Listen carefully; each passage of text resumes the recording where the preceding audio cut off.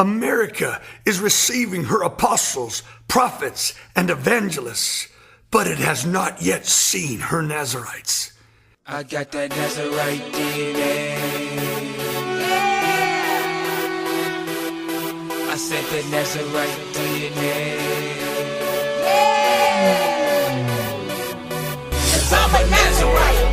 I'm a Nazirite. I'm a Nazirite. I'm a Nazirite. Yeah, I'm a Nazirite. I'm a Nazirite. I'm a Nazirite. I'm a Nazirite. Yeah, I'm a Nazirite. I'm a Nazirite. So welcome to our very first episode of Nazirites Rising. Woo! I'm so excited. So I'm Joma Short, and this is JaQuel. And we're just really excited to start off this television program because my heart behind this show, I don't know if everyone knows what a Nazirite is, but we'll explain that in the days and weeks to come. But the reason I started this program is so that I can share with the public at large the truth and the reality of living everyday life for Jesus. And that one, it's not boring. Two, it's not just a bunch of rules you got to follow. But three, that it is so exhilarating and so fun. It's actually the most satisfying thing I've ever done in my whole life. It's true. You know? So, I mean, I've been living and walking this thing out since I was 13 years old. And now I'm 32. So I was like, how old am I? I'm like, oh, the years have gone by. So, I mean, honestly, it's the best decision I've ever made. From just loving Jesus, walking with him, and even later on, making the decision to become a Nazirite and taking it a step further. And really, your Nazirite vow is about a vow of consecration, about being separated to the Lord. And if you're like, who? What? Like, what is consecration all about? We'll explain that for sure. And it's funny because JaQuel I actually met a couple years ago when she was at the International House of Prayer University in Kansas City. And actually we started out the year doing consecration. And tell us a little bit about consecration. Like how did you find out what consecration was? So when I started the university at IHOP, in IHOP KC, they were talking about consecration and being consecrated for the Lord, and I could not wrap my mind around what consecration meant. So I'm like, I don't get it. So I'm asking my friends, I'm asking people who were students, I'm like, what does consecration mean? I Googled it. I hadn't YouTubed it yet, but I was looking it up and just wanted to wrap my mind around what consecration meant. And so for the most part, I knew that it meant being set apart for the Lord, but I'm a little extreme. So my consecration meant I needed to change my number, needed to get rid of everybody and just me and the Lord sit in a room and just talk. So that was not what consecration meant.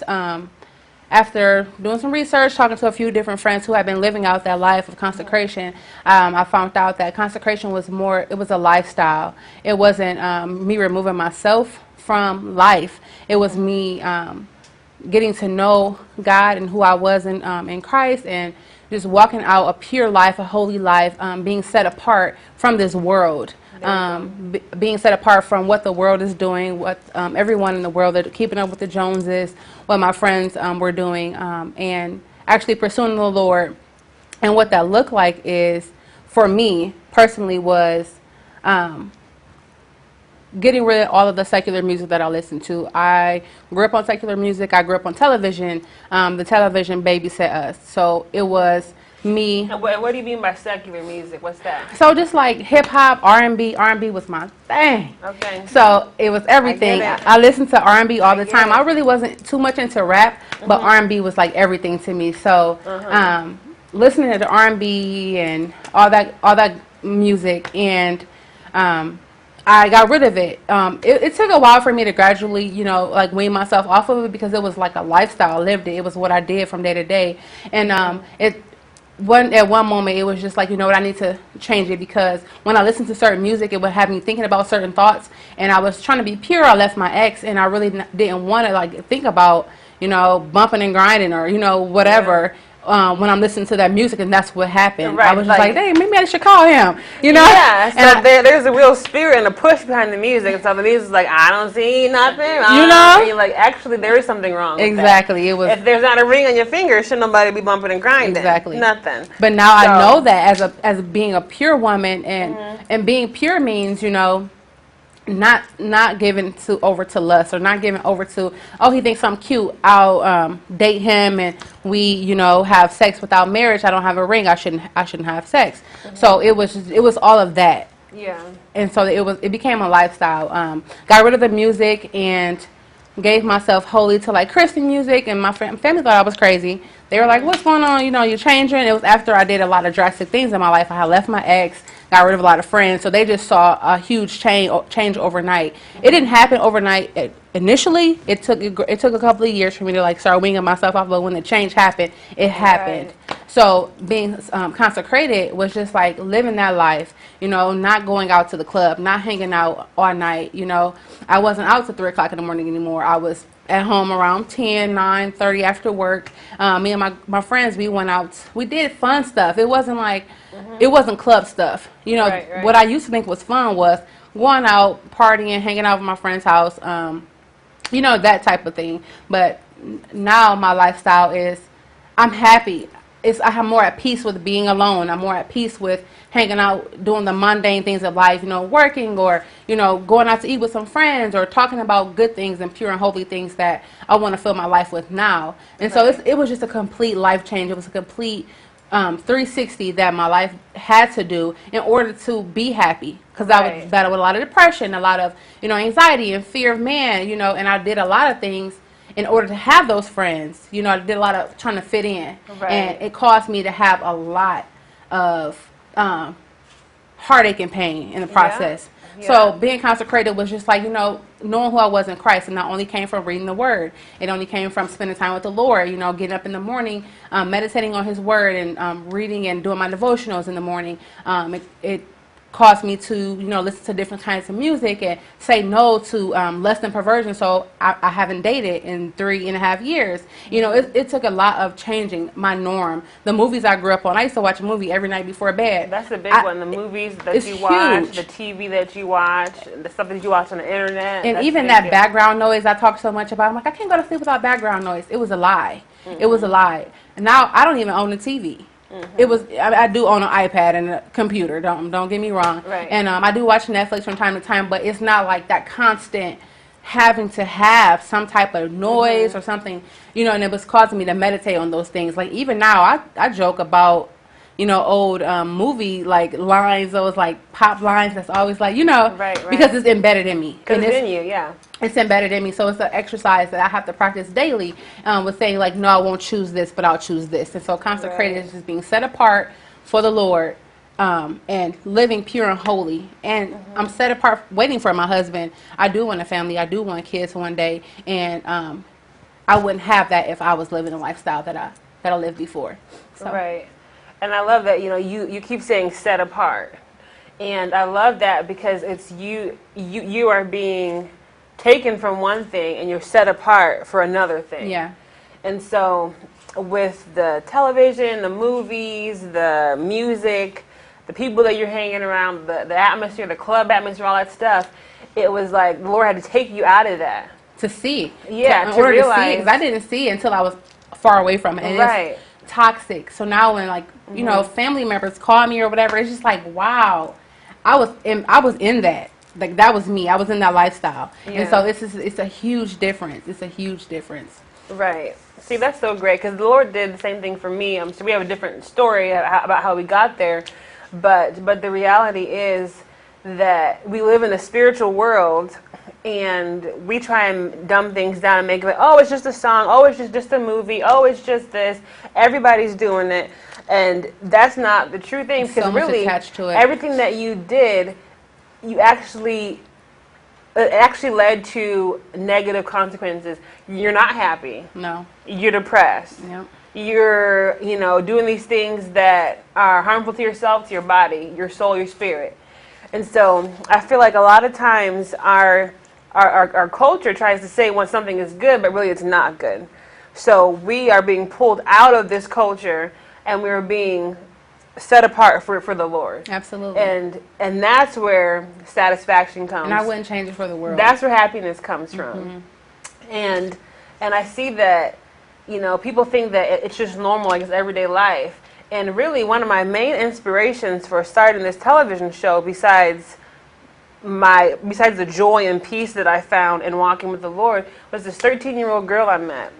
And I met her in Kansas City, Missouri. She's a 13-year-old girl, and she was pregnant. And I worked at a place, it was like a pregnancy center, basically. People can come in if they're pregnant and they needed help, they didn't know what to do. And so she was a 13-year-old girl, and we had a conversation because she didn't know what she was doing. She was freaked out. She was pregnant, and she wasn't even with anybody. So it was like a one-night stand kind of thing, and then she had this baby, and she wasn't ready to be a parent. Well, it's clearly like, well, you're still a child, but Yeah. I'm not going to tell her that, but I'm just listening to her and letting her talk. But she was like, yeah, I go out on the weekends, and I party, and I drink, and then I sleep around. I'm like, well, why do you do those things? And she's like, well, that's because that's what everybody does on the weekends. And I'm like, okay, so you're with these people, you're doing these things. I'm like, well, are you having fun? Then you must be loving it.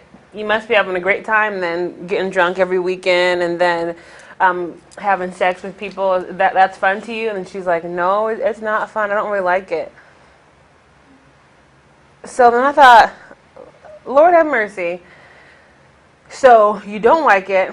It's not fun. You're sad. You're depressed. You have STDs. You're pregnant, and you don't know what to do.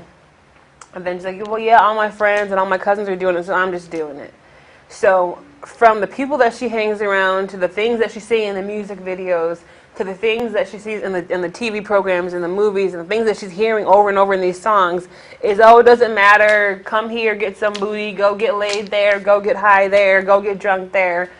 And it's this false reality of happiness, this false reality of security, this false reality of worth, because all this ends in death. Yeah. You're not happy. And so that's what I want to expose, that lie, that those things lead to happiness, because they don't. Those things lead to death, but really what leads to happiness is the Lord, and having our peace in Him. That's real. And this little girl, well, she's 13, this young lady, she really inspired me because her response was, oh, it's just what everyone's doing. I'm like, oh, so you don't like this? And she's like, no, I don't like doing it. I'm like, well, then why are you doing it? She's like, well, that's just what people do. And then from that point on, I was like, okay, I know right now I'm on a mission. That the whole world needs to know that this is not the only option. If you want to go out and have sex and sleep around and give your body to people and get drunk and get high, all that stuff, you can go do that. It will not be fulfilling for you, but you can go do it. But I want people to know that there's another option for you. Yeah. And the other option is holiness, which has to do with the Nazirite lifestyle. Yes. Hence the show being called Nazirites Rising. And I feel like there's not enough songs or music videos or movies that talk about this, but that's the point of this show, is to say there's another option to living. There's another way to get satisfaction. It's not through a pill or through a bottle or through someone else's body, but it's through Jesus Christ. Yeah. And He really is the most satisfying thing, Yeah, it's the most important message right now that the children need to hear, all ages, because we even have a generation of older men. They are in a perpetual state of adolescence. Even the women, no one's growing up anymore. They all have capped their growth at a certain level, and they want to live a certain lifestyle of what it looks like. But when you're in that lifestyle, it's something totally different. Yeah, you can have the look, but it's a lifestyle that comes along with that look. Even with the sagging of the pants, or the girls with the cut-off shorts, or whatever, want to look like Kylie Jenner, like all the different things and idols that they have now. It's a lifestyle that comes along with that. So you cannot have one without the other, because it's going to tie you together. And that's the same thing with Christ. You cannot have Jesus and wear a cross and live a life like that. Right. He's not trying to condemn nobody and say, well, you can't, live. But once you really have life, and life in Christ is so much more fulfilling, and so much more pure, and just so much more. It's so much more. So yeah, I feel you. Yeah, that's right. So how did I'm going to share later in further episodes about how I came to the Lord and my walk as a believer, as a Christian, and then from there, my walk as a Nazirite. But how did you come to Jesus, or how did Jesus find you? Okay. So my testimony is a little crazy. That's okay, because, yours is crazy, mine's a little bit cleaner, but we all come to Jesus, so I want everybody to know it doesn't matter what you've done or where you've been, you can find your peace and satisfaction in Him still. Yeah, so I'll give you the really quick version. It's kind of long too, but I grew up in a single parent home, but my dad was very much active. He would come and go a lot. My mom and dad were like best friends, but they weren't married. They broke up. They divorced when I was born. And so just growing up in that, my dad, he had other women. He didn't remarry till later. He just ran around with a lot of women. So I saw that with him. Then my mom, she dated this guy. And so just grew up really broken and didn't have that just that home, the home environment, that routine. My mom worked a lot, so it's always just me and my brother, and we lived there. We basically kind of raised ourselves. Like I said, the movies raised us.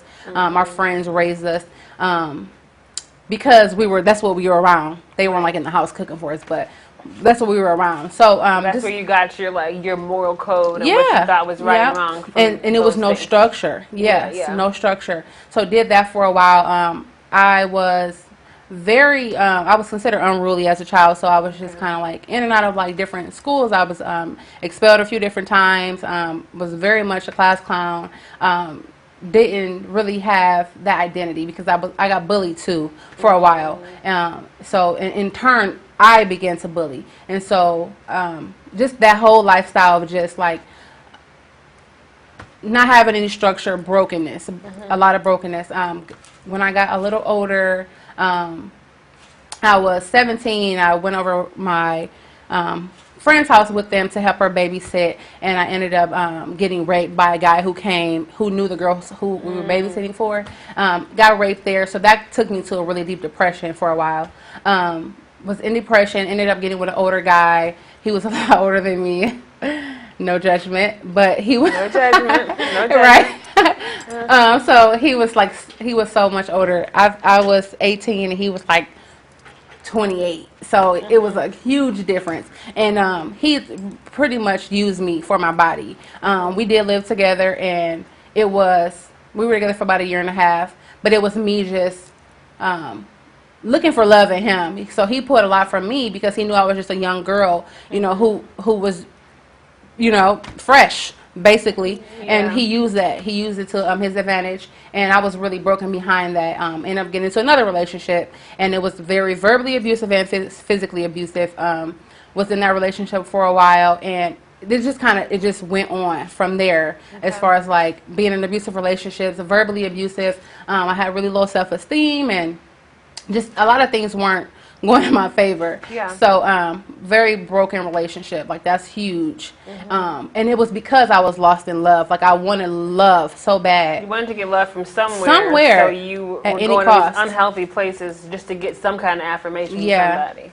But it left you, how did it leave you feeling? Broken, damaged, confused, lost, so many others. And so was with him for a while. We ended up breaking up, and I got into another relationship, same situation, because everything I was running to was money. Because my mom, she bought us. All she did was work, and so she bought us. We didn't have that one-on-one relationship, so that's all I knew was somebody giving me money. So I dated the ballers, the doughboys, I was nice and hot and ready, nice and thick and nice shape, one of the pretty girls who all the doughboys wanted, basically, to have on their shoulder. And I wanted it too because that's what I saw in the videos. That's what I saw. The girl I babysat for her. That's what she dated. All her friends dated them. And so I wanted a doughboy. I wanted the rapper. Well, not the rapper per se, but that persona. That thing that's been personified as money, riches, bling, fast cars, money. He'll buy me whatever I want, but he treats me so bad. And that's what it was. It was in that relationship for a long time. I had started going to church when I was around 21 and got saved. And I went to the altar, I was crying, and Lord, I need help, I need help. And so went to the altar, got saved. I started going to church on Sunday and Bible study on Wednesday. Was getting the word, but I wasn't reading the word for myself at home at all. Okay. Like I would probably open the Bible every so often. I had like an app on my phone would like send me a text message, but I would probably never read it. Right, But I right, felt like right. I was being spiritual, so Yeah. I did it. So did that for a while and went to church quite often and just was still in sin. And so ultimately I began to get convicted, really convicted. And so anytime I would have sex with my ex, it was just like I would cry and cry. And I really don't want to have sex with you no more. Like, I really don't. I don't. And I would tell him, like, let's just be pure. Let's, like, not do it no more. Like, can we be together and love each other without having sex? And he's like, girl, you was crazy. We're not going to do that. And instead of me being woman enough to be able to walk away, Just leave. I continued to do it. And I felt more and more guilt, more and more anxiety behind it. And it felt like I was just being used ultimately because all I wanted him to have was my heart. And I wanted to be pure, but I had this strong conviction in my heart to where it's just like, I shouldn't be doing this. And I knew I shouldn't be doing Right, it. and basically, so what, I'm going to press a pause real quick. So basically, as you're starting to read the Bible a little bit, starting to go to church, the Holy Spirit is starting to speak to you and that's telling what it you, was. before you even had language for it, it's like, this is wrong, don't do this anymore. But you didn't have the guts to really walk away yet from that relationship. You felt pressured to stay there. And then from there, the Lord kind of is like, okay, come out. Like, I'm trying to get you. I'm talking to you. Come out. Yeah. And so that place, when you're just intimate with somebody and it's not under the safety and the protection of a married relationship, it's never going to be good. Yeah. So like whatever type of sex it is, whether it's sex in that relationship, whether it's heterosexual, whether it's homosexual, whether it's sex with yourself, all those things, it's not true intimacy, and those are things that we need to stay away from. And so that was the beginning of the Lord talking to you. Yeah. Okay. And I didn't realize that until I got a prophetic word one day. I went to church, and there was a guest speaker who came and some other people, and it was a prophet who came, and he was, I was so embarrassed, but he put me on blast. And he was like, you've been having sex. Like, he told everybody else, like, oh, no. the Lord has such and such. He told me, you've been having sex, and God don't like it. And I'm like, what? Oh, wow. Well, it was true. It was true. And I felt so just, it felt like it was, so when he told me that I felt the conviction, but I also felt like I need to get out of this. I need to stop. Because this man, I knew about prophets, but I didn't know as much as I know now. So when he told me that, I'm like, we can see in my spirit, because every time I lay down at night or whenever we have sex, I felt so guilty. And so I knew it was the Lord speaking to me, so I really took it serious. And so after that, though, it was like a lot of series of events that I started having a lot of dreams and a lot of different like visions and different things that I was having about what my life would turn out to be if I would stay in this relationship. And it was ultimately like I needed to make a decision. And my cousin, she was really, she got saved around 28 and she was about 50. But she was living according to God's word. And I really respected her because I really longed for it. I really longed to be pure and married and have kids and really like serve the Lord. And so one day she told me, she's like, you just need to make a decision. And she was like, baby, you need to make a decision. It's either life or death. And I'm like, you know what? You're right. I need to make a decision. And so that went on for a while, and it will always play in my head until one day I called two men in the truck and left my ex. I moved out of our house together that we had been standing in sin for many years, and I moved out into my own place again. And then I ended up, I had already been listening like IHOP KC's music. And IHOP, that's the International House of Prayer in Kansas City. Okay. Yeah, I was listening to their web stream a lot, and ended up moving there for Bible college. And shortly after, I met you. That's true. That's true. We did meet. We met in Kansas City when you were a freshman. Yep. At IHOP University. Yes. Yeah. You are a friendship group leader. I was like, this girl is the bomb. I like her. So, yeah. And it was good to see a pure woman, a pure black woman, who was strong, educated. It was a breath of fresh air to see that. And you were pure and holy. You can see it all over you. And I really, really, really respected that. So, yeah. Well, thanks. Yeah, that was part of the testimony that I had. Like, but the Lord, I found the Lord. The Lord found me when I was 13 years old. I'll share that in greater detail in future episodes. But I've been really walking with Him since. Yeah. Every day is just getting more and more intimate with Him. But so luckily when I was young, I realized, my purity is very important. Yeah. I can't just. I just didn't feel right to go in there trying to give someone myself. Like, they didn't earn that. And so I was a virgin until I got married with my husband, Christopher, who you knew. Yeah. Well, you still know, you met him. But we got married when I was 30. So, I was a virgin until I was 30. Amen. And I loved it. I don't feel like I was missing out on anything. I feel like actually, only thing I missed out on was just mess. Yeah. And I'm so glad I didn't, have to go through any of that mess. And so, the Lord did keep me. So I know about the other part of Testament is that the Lord saved. Yeah. So you were... and he saved me. you were living in that lifestyle for a while, and the Lord, he snatched you out of it. Yeah. So I love it that both of those stories are real, that he saves, he takes you out, and then he keeps you. Yeah. And I think both of them are beautiful. Yeah, even with my friends, a lot of my friends that I grew up with, they saw my life. They saw me from the rough stages, and like they see me now. So they can see that. And a lot of my friends have come to Christ because of, what God has done in my life. Okay. So it really blesses me to know that God is moving. He uses even the broken people, and I'm still a work in progress, but I'm definitely not where I used to be, and I'm never going back. And I can say that, honestly, with confidence. And so, yeah. Okay, that sounds good. Yep. But we'll open it up for any questions from the studio audience at this time. If you have any questions, you can step over to the microphone. But I'm really encouraged to hear that, because I feel like a lot of people need to hear that, you don't have to be in a relationship, to be satisfied, to feel worth, to be happy. Yeah. And, and actually, and I'm going to add to that, you don't have to be in a relationship, but actually you should keep yourself, you should keep yourself pure until you get married. Yeah. Because then you have a gift, that's special to share with your spouse. Amen. Okay. Go ahead, tell us your name, and then go ahead and ask a question. My name is Chelsea Brown, and JaQuel, I have a question for you.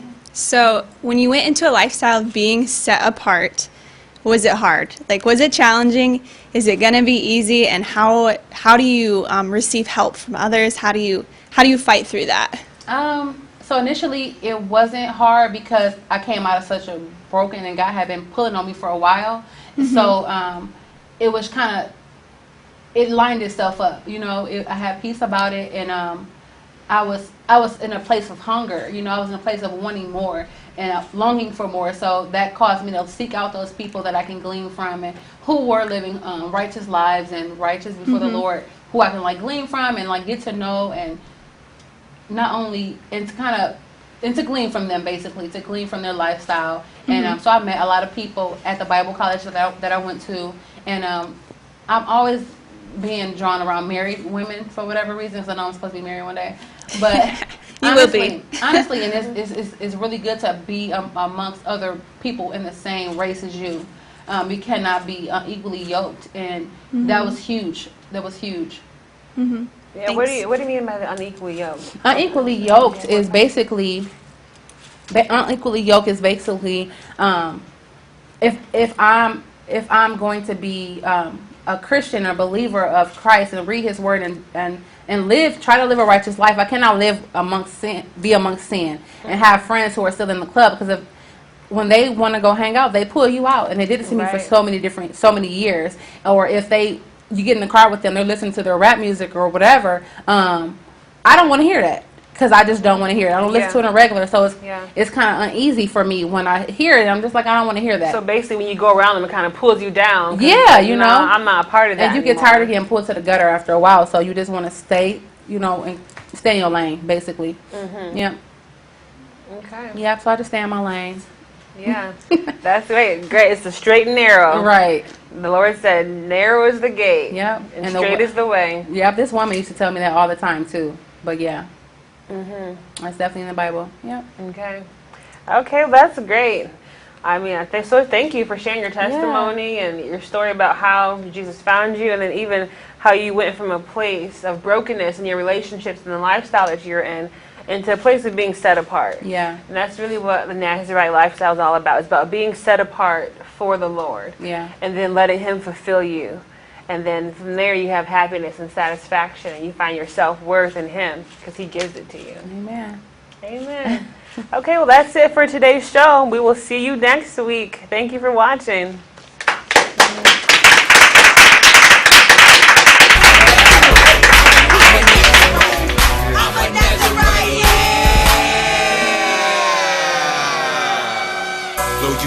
like Elijah, like you did Isaiah, like John the Baptist. Fill me with your